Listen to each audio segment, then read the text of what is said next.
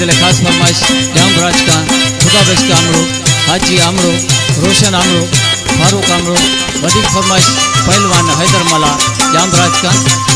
हैदर अली किंजर का वधिक फरमाइश आने गीत लाए मुख्तियार आमरो लापरवा मुझो जानी अज मने ही नथो मुझे भले दोस्तन जी बुधे ही नथो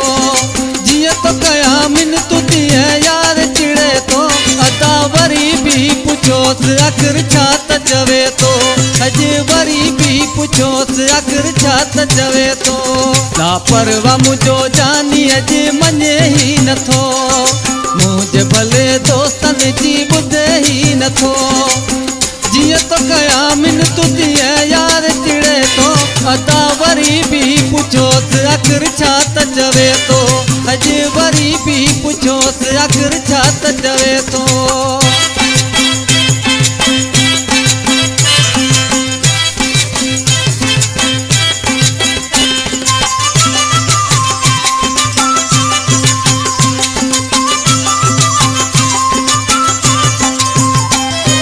हुनके अल्लाह जाने अज छा त थियो वा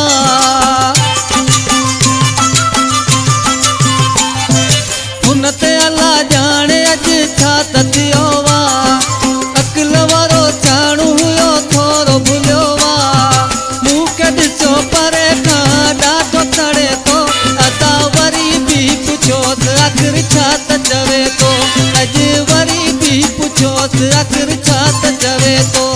लापरवा मुझो जानी अज मने ही नथो मुझे भले दोस्तन जी बुधे ही नथो जिए तो कया मिन तुझे यार चिड़े तो अदा वरी भी पुछोस आखिर छा त चवे तो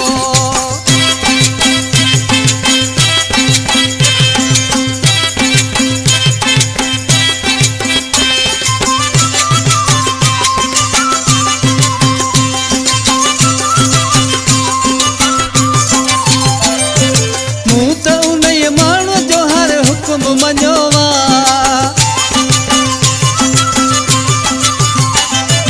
मूं त उन माण्हू जो हर हुक्म मनोवा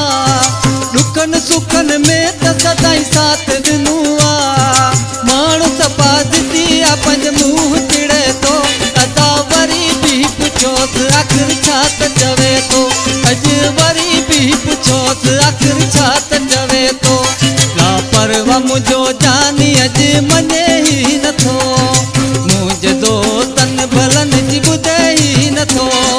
जिए तो कया मिन तुझे यार चिड़े तो अदा वरी भी पुछोस आखिर छा त चवे तो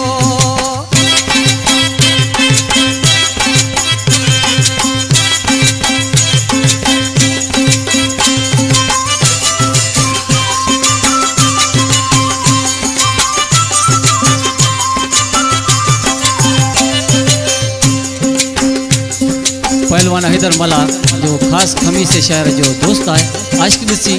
नाले मिसाल में छा तो उस्ताद लोहिब खमीस खुदा त छॾे दे अमड़ा ला वदो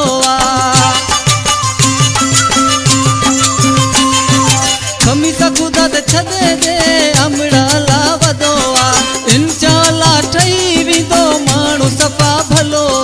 भले करे कवड़ मुते पोइ बि वणे तो अदा वरी भी पुछोस आखिर छा त चवे तो अज वरी भी पुछोस आखिर छा त चवे तो लापरवा मुझो जानी अज मने ही नथो